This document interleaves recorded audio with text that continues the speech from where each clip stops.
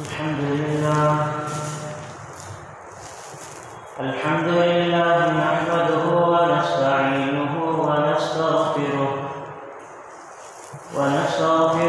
ونؤمن به ونتوكل عليه ونعوذ بالله من شرور أنفسنا ومن سيئات أعمالنا من يهده الله فلا مضل له ومن يضلله فلا هادي له ونشهد أن لا إله إلا الله وحده لا شريك له ونشهد أن سيدنا وسندنا وحبيبنا ومولانا محمدا عبده ورسوله أرسله بالحق بشيرا ونذيرا وداعيا إلى الله بإذنه وسراجا منيرا أما بعد فأعوذ بالله من الشيطان الرجيم بسم الله الرحمن الرحيم الذي خلق الموت والحياة ليبلوكم أيكم أحسن عملا وقال النبي صلى الله عليه وسلم التائب من الذنب كمن لا ذنب له صدق الله العظيم. معزز سامعین کرام، برادران عزیز، تمام تعریفیں اس اللہ رب العزت کے لیے ہیں جو تمام جہانوں کا پالنہار ہے۔ ہر قسم کی تعریف، ہر قسم کی بڑائی اسی ایک ذات کے لیے زیبا ہے جو بڑا ہی زبردست طاقت والا اور قوت والا ہے۔ عزیزان محترم، اللہ کی طاقت اور اس کی قدرت اور اس کی بڑائی اور اس کی کبریائی ہم اس کا اندازہ نہیں لگا سکتے۔ جہاں ساری انسانیت کا تصور ختم ہوتا ہے، جہاں ساری انسانیت کی سوچ ختم ہوتی ہے، وہاں سے اللہ کی طاقت کی ابتدا ہوتی ہے۔ اللہ بہت ہی بڑے طاقت والے ہیں اور بہت ہی بڑے قدرت والے ہیں۔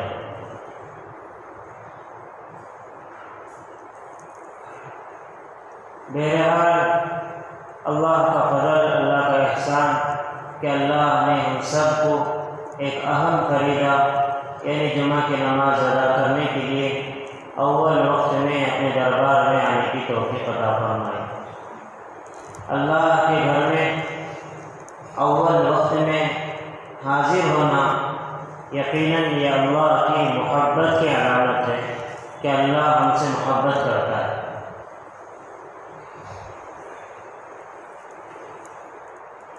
شیخ الحدیث حضرت مولانا محمد زکریا صاحب رحمۃ اللہ علیہ،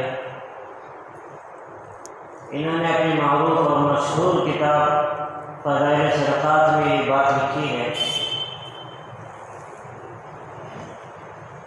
دنیا کا دستور ہے، دنیا کا نظام ہے، جب کوئی بڑا خوش ہوتا ہے، راضی ہوتا ہے تو اپنے چھوٹوں کو تحفے سے نوازتا ہے، انعاموں سے نوازتا ہے۔ بادشاہ اگر خوش ہو جائے تو رعایا کو اپنے تحائف سے، اپنی چیزوں سے نوازتا ہے۔ ماں باپ اگر خوش ہو جائیں تو اولاد کو تحفے دیتے ہیں۔ استاد اگر خوش ہو جائے تو اپنے شاگرد کو تحفہ دیتا ہے۔ یقیناً اسی طرح اللہ بھی جب اپنے کسی بندے سے خوش ہوتا ہے تو اللہ بھی اپنے بندے کو تحفہ دیتا ہے۔ لیکن اللہ کے تحفے میں مخلوق کے تحفے میں بڑا فرق ہے۔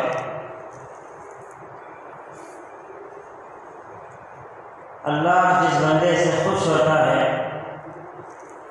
اسے مال و دولت نہیں، بلکہ اللہ اسے سب سے پہلے جو تحفہ دیتا ہے وہ اپنی دین کا تحفہ دیتا ہے، دین کی سمجھ کا تحفہ دیتا ہے، اور اپنے اللہ کے ذکر کی اللہ ہمیں توفیق دیتا ہے۔ اگر کسی بندے کو اللہ کی عبادت کی توفیق ذکر کی توفیق مل جائے، اللہ کی یاد کی توفیق مل جائے، سمجھ لیں یہ اللہ کی طرف سے اس کے لیے بہت بڑا تحفہ ہے۔ سب سے پہلا اللہ انعام جو دیتے ہیں لیتفقہوا فی الدین، اسے دین کی سمجھ دیتے ہیں کہ وہ آدمی دین کو دیکھتا ہے، صحیح کیا ہے، غلط کیا ہے، میرے پیدا ہونے کا مقصد کیا ہے، میں کیوں پیدا ہوا، میری وجہ کیا ہے، اور میری اوقات، میری حیثیت کیا ہے، اور میری انتہا کیا ہے، میں کس چیز سے پیدا ہوا ہوں، کس چیز سے مجھے بنایا گیا ہے، اور میرا حشر بھی آگے چل کر کیا ہونے والا ہے۔ سب کچھ اللہ اسے سوچنے کی، سمجھنے کی اللہ اسے توفیق دے دیتے ہیں۔ اگر کسی انسان کو اپنے بارے میں سوچنے کا موقع بھی نہ ملے، یقیناً یہ بدبختی کی علامت ہے، بدنصیبی کی علامت ہے۔ عقل مند آدمی، محتاط آدمی اپنے بارے میں غور کرتا ہے کہ میں کیوں پیدا ہوا، میری پیدا ہونے کی وجہ کیا ہے، میرا پیدا ہونے کا مقصد کیا ہے۔ ورنہ عزیز دوستو، آج کے زمانے میں، آج کے ماحول میں، یہ ترقی یافتہ جو زمانہ جو چل رہا ہے، دنیا اتنی ترقی کر رہی ہے، اتنی ترقی کر رہی ہے، یقیناً ان ترقیوں کو دیکھ کر حدیث، بہت سارے احادیث ہمارے سامنے یوں گواہی دے رہے ہیں کہ قیامت کا زمانہ بہت قریب ہے۔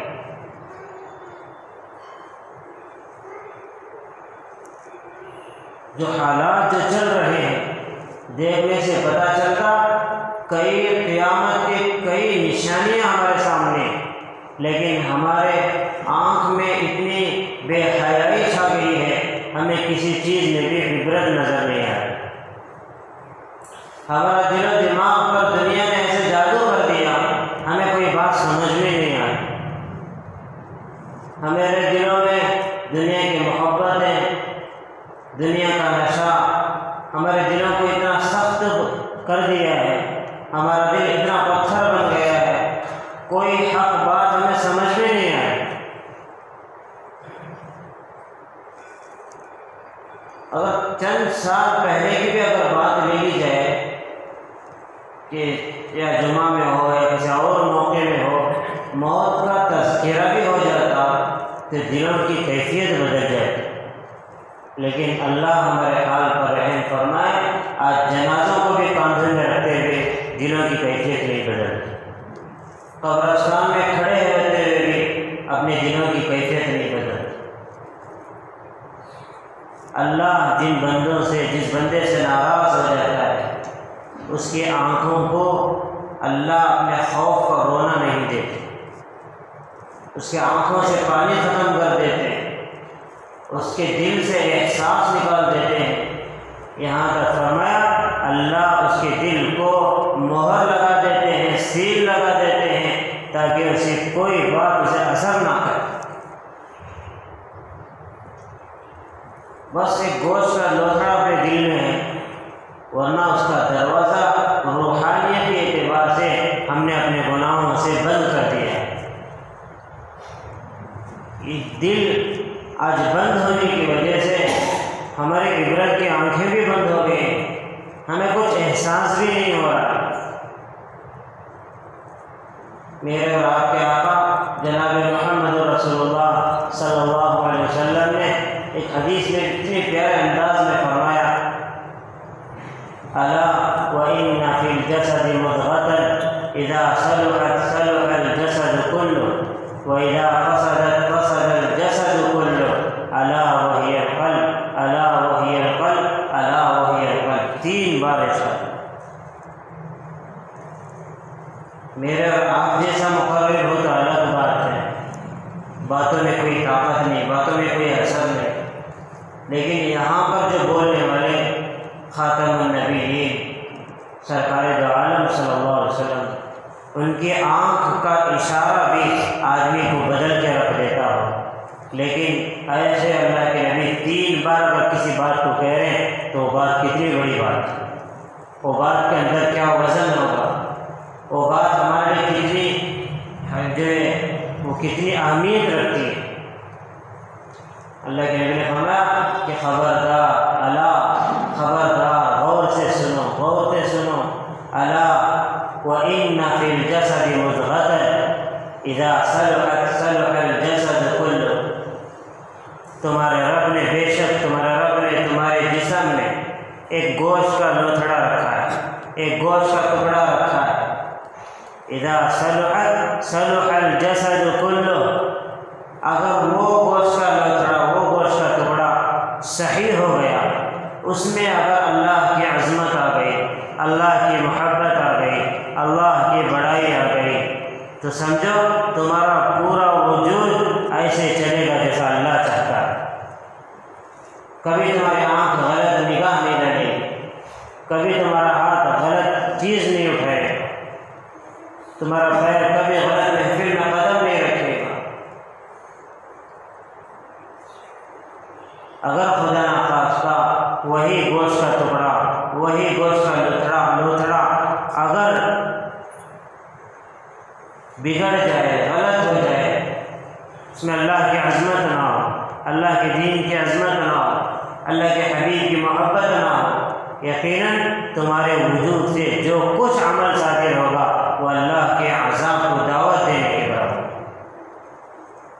یہ حدیث بیان کرنے کے بعد آخری جملہ اللہ کے نبی نے فرمایا الا وہی القلب، الا وہی القلب، الا وہی القلب، اے میرے امت وہ تمہارا دل ہے، وہ دل ہے، وہ دل، 3 بار متوجہ ہے۔ اگر ہمیں پیٹ کے لیے کچھ انتظام نہ ہو، انسان پریشان ہو جاتا ہے، بے قرار ہو جاتا ہے، فوراً کھانے کا انتظام کر لیتا ہے، تھوڑی بخار آ جائے فوراً آدمی صحت کا انتظام کرتا ہے۔ کیا کبھی ہم نے دیکھا ہے کہ اپنے دل کے اعتبار سے ہم کیا کریں؟ دنیا کا جو نظام ہے، دنیا میں جو لوگ فیصلہ کرتے ہیں، اکثر چہروں کو دیکھ کر، مال و دولت کو دیکھ کر، لیکن عزیز دوستو، میرے اور آپ کے سامنے ایک ایسا منظر بھی آنے والا ہے، ایک ایسا وقت بھی آنے والا ہے جب ہم قبروں سے اٹھیں گے مٹی کو جھاڑتے ہوئے۔ بڑی عبرت کی باتیں ہیں۔ اللہ کرے اللہ مجھے بھی اپنی زندگی کو بدلنے کی توفیق عطا فرمائے اور آپ لوگوں کو بھی ان باتوں پر عمل کی توفیق عطا فرمائے۔ جب میدان محشر اچانک قیامت کا شور برپا ہوگا، اس وقت سارے انسان قبروں سے قبروں کو پھاڑتے ہوئے، مٹی کو جھاڑتے ہوئے اٹھیں گے۔ ان کو پتہ چل جائے گا کہ میدان محشر قائم ہو چکا ہے، قیامت برپا ہو چکی ہے، تو اپنے ہی جگہ پہ کھڑے رہیں گے۔ عجیب غریب نظام اس وقت چلتا ہے، سورج سروں کے اوپر آئے گا، زمین بھی اللہ کے خوف سے اور سورج کی گرمی سے، سورج کی تپش سے ایسی تپتی ہوئی محسوس ہوگی کہ انسان پیر سے بھی پریشان ہوگا، ادھر سر کے اوپر سے بھی پریشان، درمیانی انداز، درمیانی جگہ پر ایسا پیسے گا اور ایسا پسینہ نکلے گا۔ حدیث میں اللہ کے نبی نے فرمایا کہ انسان اپنے اعمال کے بقدر پسینے میں ڈوبے گا۔ کس کے اعمال کیا ہے؟ میرے اعمال کو میں خوب جانتا ہوں، آپ کے اعمال کو آپ خوب جانتے ہیں۔ ہمارے دل و دماغ جو فیصلہ کرتے ہیں، یقیناً یہ فیصلے شاید صحیح بھی ہوں گے لیکن اتنے صحیح نہیں ہوتے جتنے ہم سمجھتے ہیں۔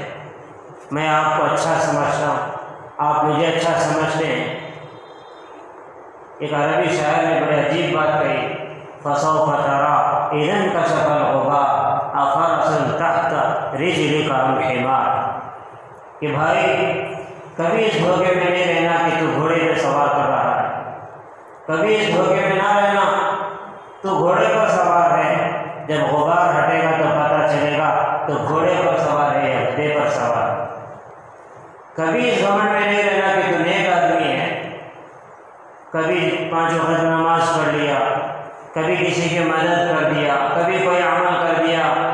اللہ کی قسم اپنے آپ کو نیک نہ سمجھ، تجھے کیا پتا جب یہ آنکھ بند ہو جائے گی، اصل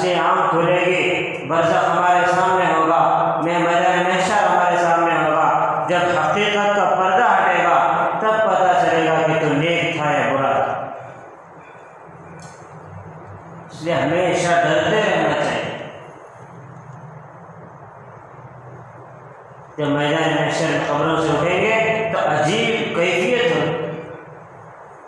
اس وقت کوئی خوش قسمت لوگ ہوں گے تو وہ جو دنیا میں اپنے آپ کو غنیمت سمجھ کر کچھ اعمال والی زندگی گزارے، اعمال کا ذخیرہ کل قیامت کے دن اعمال ایک ایسا مقام رکھتے ہیں جیسا آج دنیا میں مال جیسے اہمیت رکھتا ہے۔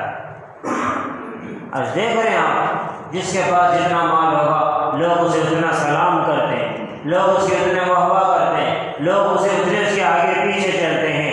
یہی عمل ہو بہو کل قیامت کے دن اعمال والے کے ساتھ کیا جائے۔ جس کے پاس اعمال جتنے ہوں گے وہ اس وقت اتنا بڑا امیر سمجھا جائے اور اس کی عزت حقیقی عزت ہوگی۔ اسے جو واہ ملے گی، اسے جو شہرت ملے گی، یہ حقیقی شہرت ملے گی، کبھی ختم ہونے والی نہیں۔ بہت بڑا ہمارے سامنے منظر آنے والا ہے، اس لیے آج موقع ہے کہ اپنے اعمال درست کر لیں، اپنی زندگی میں اعمال کو لے کر آئیں۔ کچھ اعمال اپنی زندگی میں خاص ایسے اعمال ہم اپنے اندر رکھ لیں کہ میرے اور میرے اللہ کے درمیان کسی سے اس کا علم نہ ہو، بس میرے عمل کو میں جانتا ہوں، بس میرا اللہ جانتا ہے۔ ایسے اعمال کچھ کر لیں، ایسا کچھ خاص عمل ہے تو رکھ لیں تاکہ کل میدان محشر میں اللہ کے عذاب سے بچ جائے۔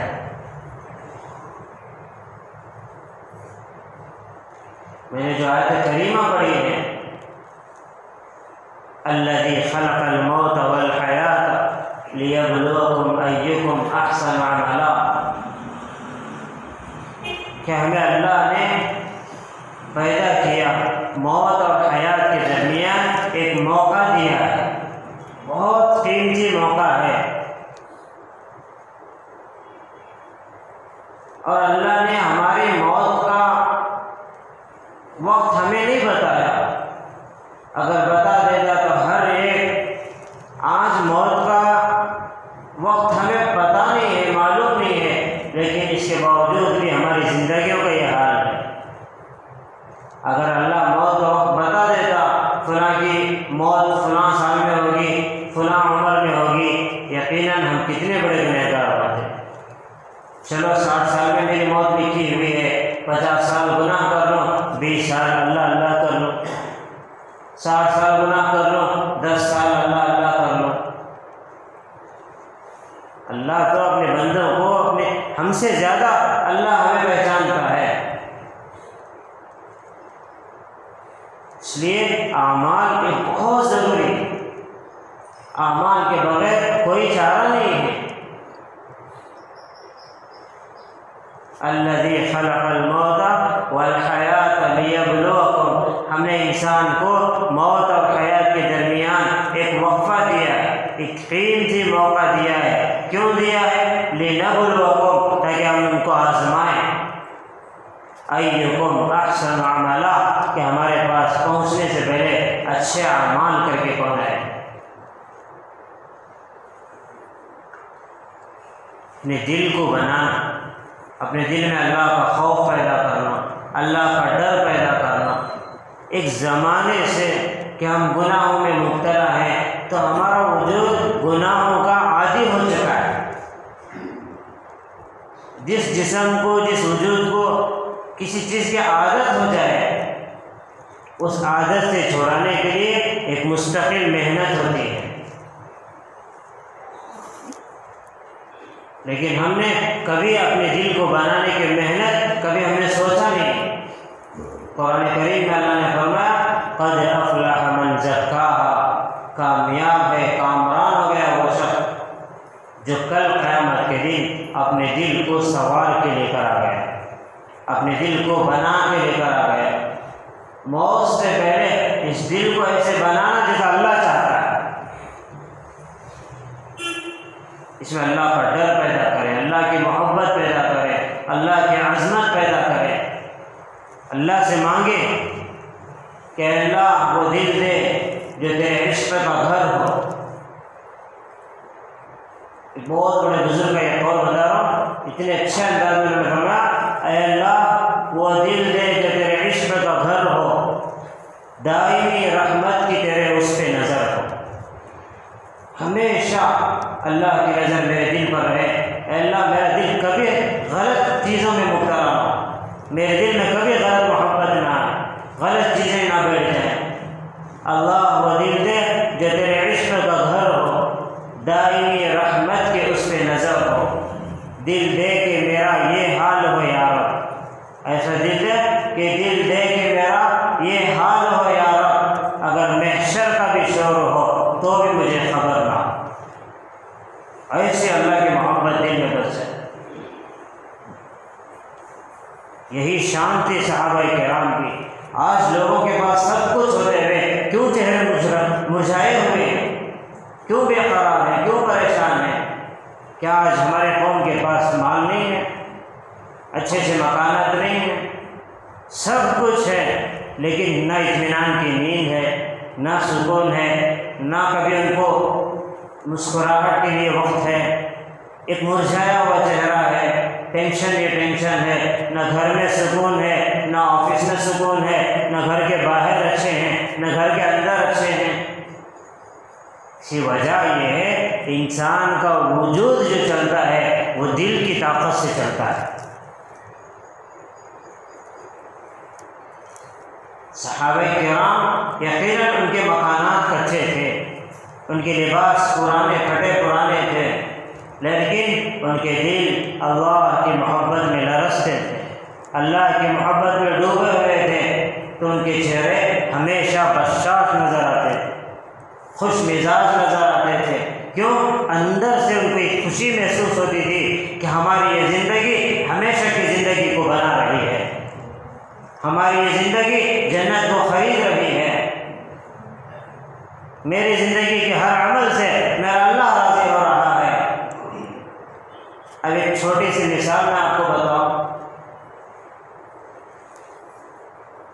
کہ ہمیں یہ حکم ہو گیا کہ فلاں جرم کی وجہ سے اب ایک 2 سال تجھے مہلت دی گئی ہے، 2 سال کے بعد تجھے قید خانے میں ڈالا جائے گا یا تجھے قتل کر دیا جائے گا۔ تو یہ جو 2 سال جو گزرنے ہیں، یقیناً چاہے کتنی بڑی عمارت میں ہم زندگی کیوں نہ کریں، کتنا بڑا بنگلہ ہمارا کیوں نہ ہو، کتنی عمدہ گاڑی کیوں نہ ہو، آپ دل پہ ہاتھ رکھ کے بتائیں کیا ہمیں خوشی ملے گی؟ کیا ہمیں اطمینان کی زندگی ملے گی؟ نہیں ملے گی۔ کیوں؟ کہ ہمیں اس بات کا کامل یقین ہے 2 سال کے بعد مجھے قتل کر دیا جائے گا، 2 سال کے بعد مجھے قید خانے میں ڈالا جائے گا۔ اسی طرح عزیز دوستو ہمارے دلوں کو یہ بات یقین کے ساتھ معلوم ہے، میری رات ایسے گزرتی ہے جو جہنم میرا انتظار کر رہی ہے، میرا دن ایسے گزرتا ہے یقیناً جہنم میرا انتظار کر رہی ہے، میرے اعمال اتنے برے ہیں مجھے جنت میں کوئی میرے لیے جگہ نہیں ہے۔ تو موت کے خوف سے ہمارے چہرے مرجھائے ہوئے ہیں، کب چلتا چلتا وجود ہمارا گر جائے گا ہمیں پتہ نہیں ہے، اور ہمیں یقین ہے کہ ہماری خبر، ہمارا حشر ہمارے ساتھ کیا ہونے والا ہے۔ کیوں؟ کہ ہمارے اعمال کو ہم بخوبی جانتے ہیں۔ لیکن صحابہ کرام کی زندگیاں ایسے نہیں تھے۔ صحابہ کرام قربان جائیں ان کی زندگیوں پر، ان سے بڑے عقل مند لوگ قیامت تک کبھی پیدا نہیں ہو سکتے۔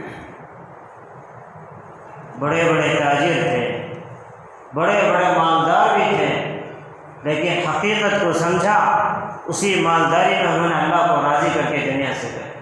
اگر فقیر تھے اسی فقر میں اللہ کو راضی کر کے دنیا سے چلے گئے۔ اب صحابہ کرام کا احسان بھی ہے، میدان محشر میں جب حساب کا معاملہ شروع ہوگا، ہر نبی اپنے اپنے قوموں کے ساتھ، اپنے اپنے امتوں کے ساتھ کھڑے رہیں گے۔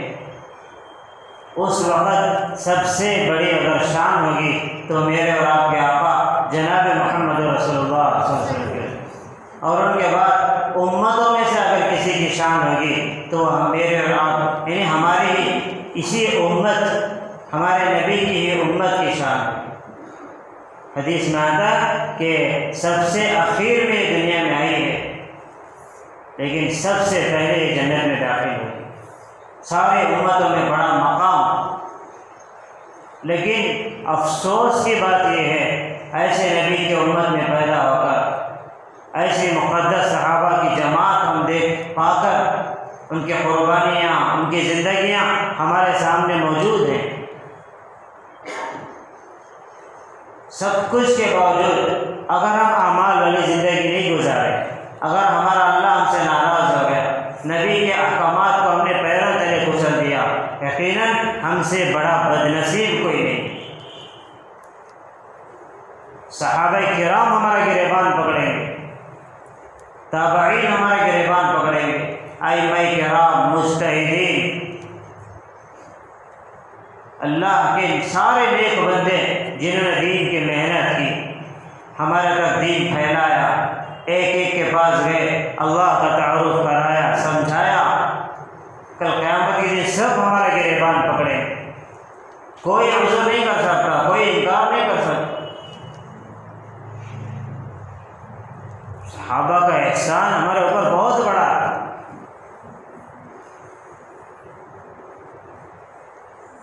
کل قیامت کے دن میدان محشر میں جب حساب و کتاب قیامت کے دن شروع ہوگا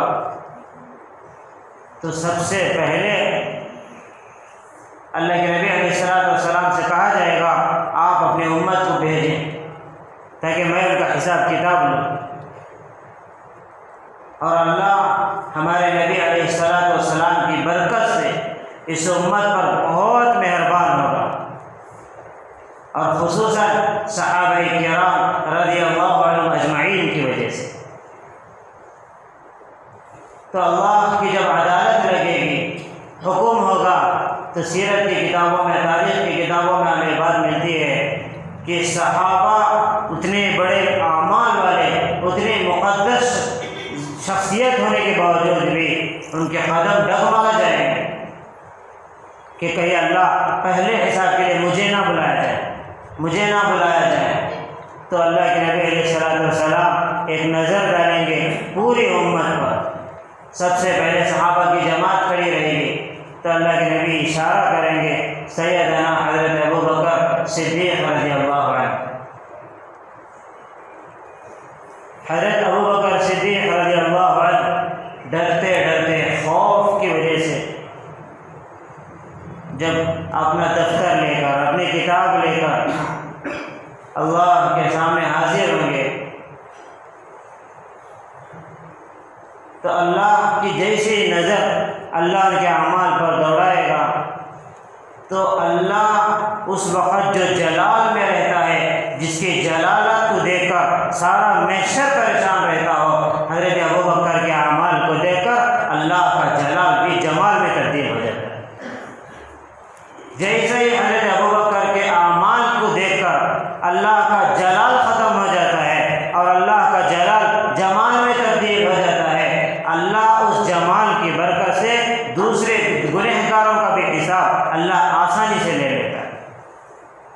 یہ صحابہ کا احسان نہیں تو اور کیا ہے۔ تو اس لیے اعمال کا ہونا یہ بہت ضروری ہے۔ آج ہماری زندگیاں ویران اسی لیے ہوئے ہیں کہ ہم اعمال سے بہت دور ہیں۔ کچھ گنے چنے دیندار بھی ہیں تو اکثر ان کی زبانوں میں بھی بس باتیں ہی رہ گئے، اعمال تو بہت دور چلے۔ اعمال یہ اصل بنیادی چیز ہے کہ وقت پر نماز کی پابندی کرنا، وقت پر حلال روزی کی تلاش کرنا، ہر چیز صرف مسجد کے اندر داخل ہونے پر شریعت نہیں آتی، بلکہ ہم جس جگہ پہ رہیں، چاہے بازار ہو، چاہے مسجد ہو، چاہے جنازہ ہو، چاہے شادی ہو، ہر جگہ پر ہمارے لیے دین ہے۔ ہم اس جگہ پر دیکھیں اس وقت میرے لیے عمل کیا ہے، میں اس جگہ پر کھڑے ہو کر کیا عمل کر سکتا ہوں، اس موقع پر میں کیسے اللہ کو راضی کر سکتا ہوں۔ اعمال جتنے ہو سکے اعمال کریں۔ ایک مرتبہ حضرت عمر رضی اللہ عنہ حضرت کعب رضی اللہ عنہ کو بلایا۔ حضرت کعب بن احبار یہ وہ صحابی ہیں جو مذہب اسلام قبول کرنے سے پہلے یہودی بہت بڑے یہودی لوگ ان کا بڑا ادب احترام کرتے تھے، لیکن جب اللہ نے ہدایت دی، مذہب اسلام کو قبول کیا، تو اللہ نے اس کے ساتھ ساتھ ان کو مذہب اسلام کا بھی بہت بڑا عالم بنا دیا۔ تو حضرت عمر نے کہا کہ کعب مجھے کچھ نصیحت کرو۔ حضرت کعب ڈر گئے، اتنا بڑا آدمی جس کے بارے میں اللہ نے کہا، اللہ کے نبی نے کہا لو کان بعدی نبی لکان عمر، اگر میرے بعد اگر کوئی نبی ہوتا تو وہ عمر ہوتا۔ اتنا بڑا مقام، لیکن کہہ رہے ہیں اللہ کے خوف سے اعمال کا استحضار دیکھیں، اعمال کا شوق دیکھیں۔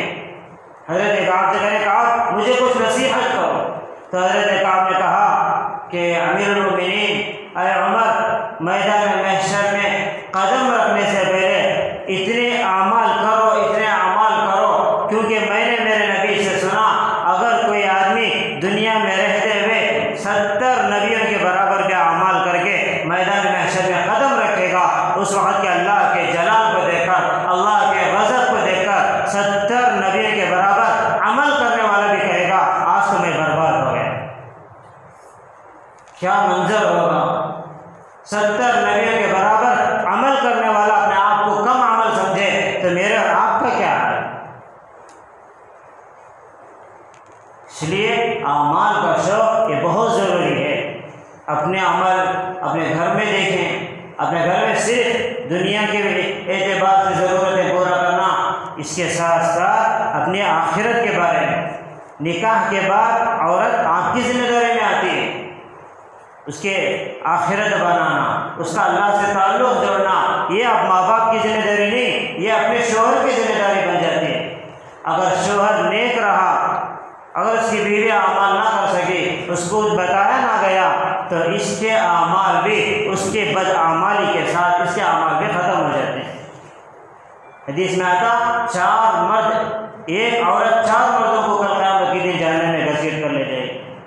اس لیے بیٹے کی بھی ذمہ داری ہوتی ہے کہ ماں کو سمجھائیں، بہن کو سمجھائیں، اور شوہر کو بھی ذمہ داری ہوتی ہے بیوی کو سمجھائیں، بہنوں کو سمجھائیں، اپنی بیٹیوں کو سمجھائیں۔ بہت ضروری ہے کہ اعمال کا شوق پیدا کریں۔ اور ایک بڑی افسوس کی بات یہ ہے کہ اس مرتبہ جو وبا کا عام وبا پھیلی، جس کی بنیاد پر ہر دین کی تحریک بھی رک گئی ہے، دعوت و تبلیغ بھی رک گیا ہے، خانقاہیں بھی جہاں اللہ والے رات دن مجمع کو لے کر اللہ کو یاد کرتے، دلوں کو روشن کرتے، دلوں میں اللہ کی محبت کو بٹھاتے، یہ بھی سلسلہ ختم ہو گیا۔ بڑے بڑے مسجدیں جہاں پر اکثر اللہ والے بس کھانے کے لیے صرف گھروں کو جاتے، ورنہ پورا وقت ان کے مسجدوں میں گزرتا، ایسے اللہ والے بھی مسجدیں چھوڑ کر گھروں میں بیٹھے۔ یقیناً وہ اللہ والے اپنے گھروں میں اعمال کیے ہیں، لیکن جو سطح کے اعمال ہوتے تھے دنیا میں، وہ سطح کے اعمال نہیں ہیں۔ جس دور کی بھی تاریخ اٹھا کر دیکھیں، جب بھی وبا آئی، پریشانیاں آئے، بیماریاں آئے، اس وقت کے ائمہ، اس وقت کے علماء امت کو اعمال کی طرف لگائے ہیں۔ مسجدوں کو ویران کرنے کے بجائے مسجدوں کو آباد کیا ہے، تاکہ سب مل کر اللہ کے سامنے گڑ گڑائیں۔ لیکن ہمارے یہاں قانون کا مسئلہ ہے، ملک کا مسئلہ ہے، ان کے باتوں پر، ان کے احکامات پر چلنا پڑتا ہے، اس لیے سب جگہ مسجدیں ویران ہو گئے، مدارس ویران ہو گئے، دین کی محنتیں ختم ہو گئے۔ اور ان سارے محنتیں ختم ہونے کی وجہ سے اکثر کئی علماء جو امت کا درد رکھنے والے، انہوں نے سوچا ہمارے رہنے کا کوئی مقصد ہی نہ رہا، تو سارے علماء اکثر علماء کی جماعت اپنا رخ جنت کی طرف بھی کر لیا۔ آپ نے بھی سنا ہوگا۔ اس لیے اب وبائیں کم نظر آ رہے ہیں، اللہ کا فضل ہے، وہ معاملہ نہیں رہا جو پہلے تھا۔ اس لیے اپنے اپنی جگہ پر جو ہو سکے دین کی محنت کریں، ایک دوسرے کو دین کی بات سمجھائیں، انفرادی محنت کریں، یہ بہت ضروری ہے۔ مذاکرہ ہوتا رہے گا، آدمی کو اپنا سبق یاد رہے گا، اپنا مقصد یاد